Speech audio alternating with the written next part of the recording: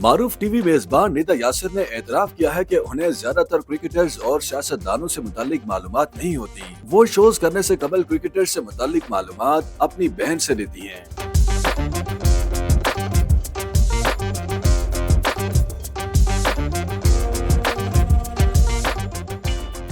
निदा यासिर अपनी बहन sports journalist सवेरा पाशा के हमरा कॉमेडी शो गपशप में शरीक हुई, जहां उन्होंने अपने मॉर्निंग शोज में होने वाली गलतियों और उन गलतियों की वायरल होने वाली वीडियो क्लिप से मुतालिक भी खुलकर बात की। निदा यासिर ने कहा कि उन्हें अदाकारी से ज्यादा मेजबानी में मजा आता है, ताहम इसके बावजूद वो ड्रामे देखती हैं और शोबिस से मुतालिक पूरी मालूमात रखती हैं। निदा ने बताया कि अदाकारी में बहुत ज्यादा वक्त देना पड़ता था, अब वो 3 बच्चों की माँ बन चुकी हैं, इसलिए उनके पास भी वक्त नहीं। वो जब मॉर्निंग शोज कर रही होती हैं तब उनके बच्चे स्कूल गए होते हैं।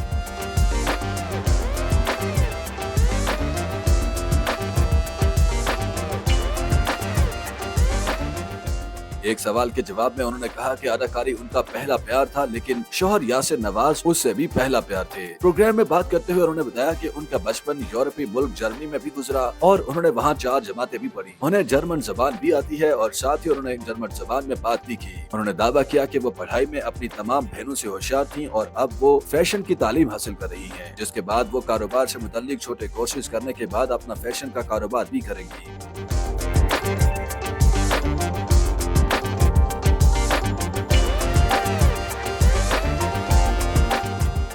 मॉर्निंग शोज में होने वाली गलतियों और उनकी वायरल होने वाली वीडियोस पर बात करते हुए निदा यासिर ने बताया कि शुरू में उन्हें अपनी वीडियोस वायरल होने पर परेशानी होती थी, लेकिन अब ऐसा नहीं होता। उनके मुताबिक वो इस बात पर खुश हैं कि उनकी गलतियों की वजह से किसी की दिल आजारी नहीं होती, बल्कि लोग उनकी वायरल वीडियोस देखकर खुश होते हैं।